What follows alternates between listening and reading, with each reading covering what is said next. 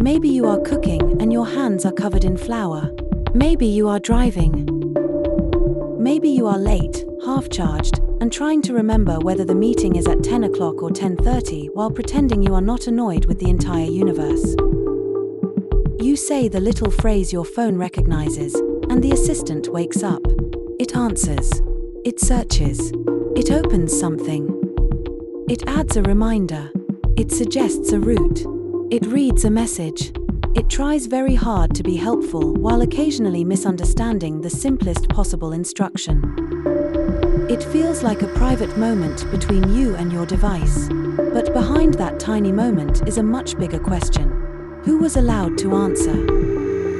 A smartphone is no longer just a phone. It is a wallet, a map, a camera, a calendar, a notebook, a workplace, a school bag, a health tracker, a family coordination center, and the glowing rectangle through which many of us now negotiate daily life.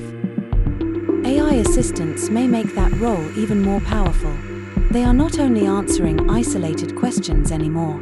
Increasingly, they may summarize information, draft replies, compare options, book services, read what is on screen, work across apps, and act on the user's behalf. That sounds convenient. It also means the assistant may become one of the most important gateways inside the device. So the question is not simply, can I download another AI assistant? The better question is, can that assistant actually function as an assistant? Because an assistant that can wake up by voice, understand context, work across apps, and run in the background is not the same as an assistant that sits politely behind an icon waiting to be tapped. One is integrated into the phone. The other is just installed on it. Many of us think digital choice means being able to download another app, another browser, another search engine, another assistant, another little icon to join the crowded village on our home screen. But in digital markets, choice is rarely that simple. A rival service may technically exist, but if it is harder to activate, less visible, less integrated, or cut off from key features, then the choice is weaker than it looks. This is where defaults matter. Default settings are not neutral. They are behavioral architecture. Most people do not rebuild their phones from first principles. They use what is easiest, most visible, most integrated, and least annoying to configure. Not because people are lazy, but because life is busy and nobody wants to spend Saturday afternoon conducting a constitutional convention inside their phone settings. Convenience is power, and in digital markets, power often hides inside the thing that feels easiest. This is where the EU's Digital Markets Act enters the story. The Digital Markets Act, or DMA, is the EU's law for very large digital platforms that act as gatekeepers. A gatekeeper is not just a company with a popular product.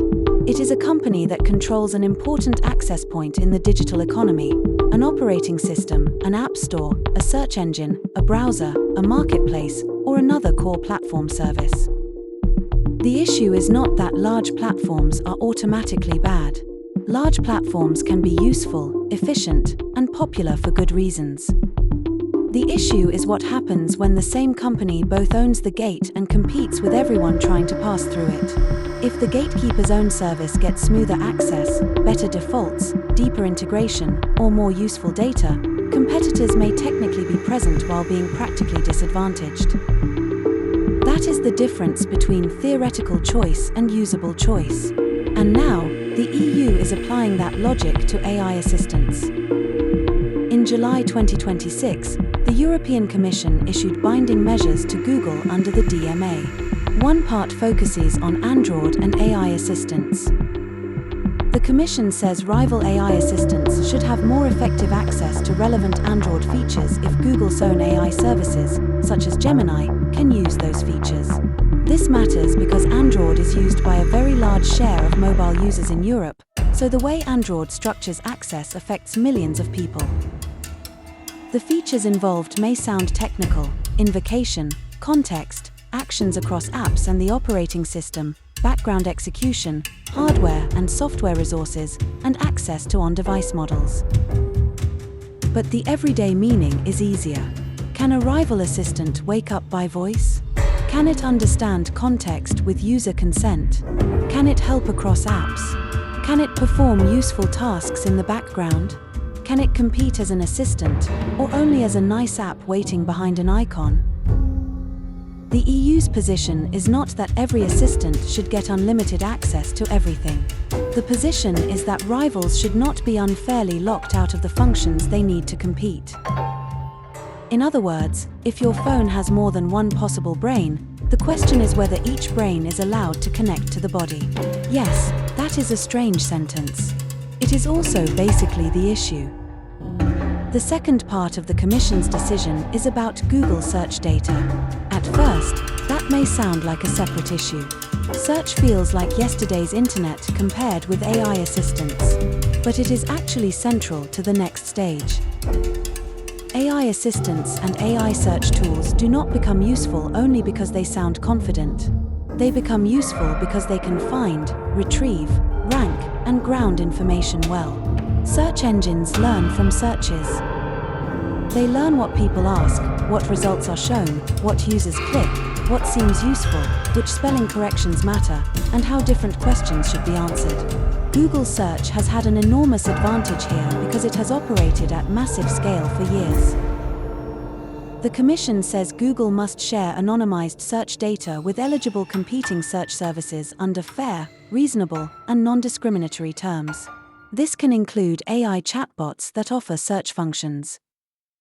The idea is simple enough. If alternative search engines and AI-powered search tools are going to become credible options, they need enough access to improve. Users will not choose alternatives out of civic duty for very long.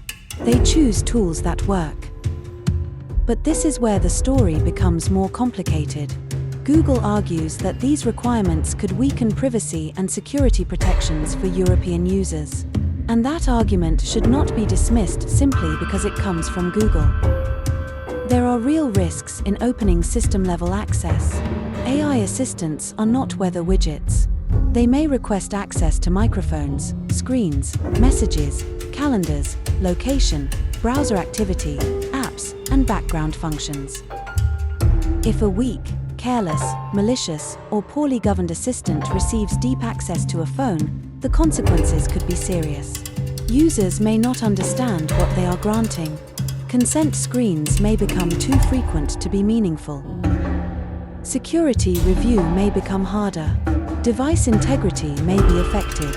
Bad actors may try to exploit new pathways. The same is true for search data. Anonymization matters, but anonymization is not magic dust sprinkled over risk. Search queries can be sensitive. They can reveal health worries, financial stress, political interests, legal concerns, family problems, and intimate questions people ask because they believe a search box is private enough. So yes, openness can create risk. That part is real. At the same time, security and privacy can also become arguments that protect market power. This is the difficult part. The company that controls the platform often knows more about the technical risks than regulators, competitors, or users. That expertise is valuable. It may also be self-interested. When a gatekeeper says, "Only we can keep this safe," it may be telling the truth. It may also be defending a closed system that benefits from being closed. Often, it may be doing both. That is why the EU cannot simply accept either side's framing. If regulators treat all gatekeeper concerns as excuses, they may create dangerous rules. But if they treat all gatekeeper concerns as decisive, safety language can become a permanent barrier to competition. The hard work is to design controlled access with safeguards, clear limits, defined purposes, anonymization, eligibility rules, audits, privacy protections, security checks, and accountability. Not open everything.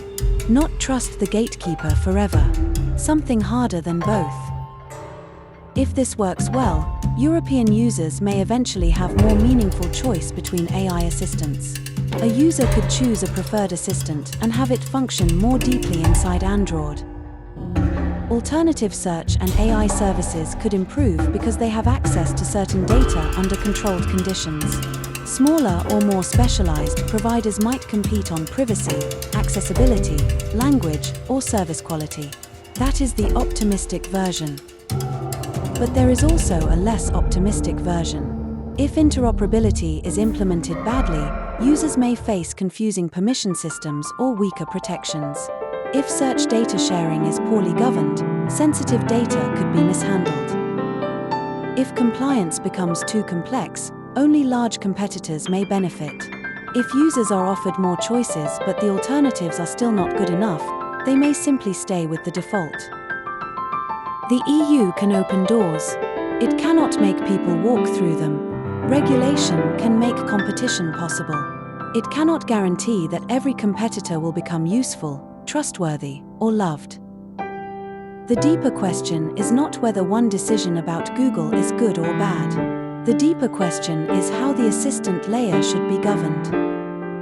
If AI assistants become the new interface to digital life, they will sit at the intersection of many forms of power: operating systems, search engines, app ecosystems, hardware permissions, data flows, cloud infrastructure, model providers, privacy rules, safety standards, and user habits. They are not only products. They are arrangements of power. That means the governance question cannot be reduced to competition alone. A more competitive market can still be unsafe. A safer system can still be anti-competitive. A privacy-preserving design can still entrench the dominant company if no one else can interoperate. An open design can still create risks if users cannot understand or control what they are granting. The real task is to hold several values together: competition, privacy, security, user choice, innovation, accountability, interoperability, device integrity, transparency, consumer protection. That is hard, which is why this debate matters. This is the EU in practice. Not only flags, speeches, or abstract values floating above daily life. A phone in your hand, a voice command, a default setting, a search result, a privacy safeguard, a competition rule, a rival assistant trying to work properly. Your phone may soon have more than one brain, which sounds funny, and honestly it is. There is something beautifully absurd about imagining your phone as a small committee of artificial minds, politely raising their hands to answer your question about pasta boiling time. But beneath the humor is a serious issue. If only one assistant can fully use the device, choice becomes thinner than it appears. If every assistant can access everything without strong safeguards, safety and privacy become fragile. If search data remains locked inside one company's long-standing advantage, competition may never catch up. If search data is shared carelessly, users may pay the price. That is the tension. The EU is not simply saying, more AI, please. It is asking how competition, interoperability, privacy, and user choice should work when AI moves from being a separate tool into the infrastructure of daily life.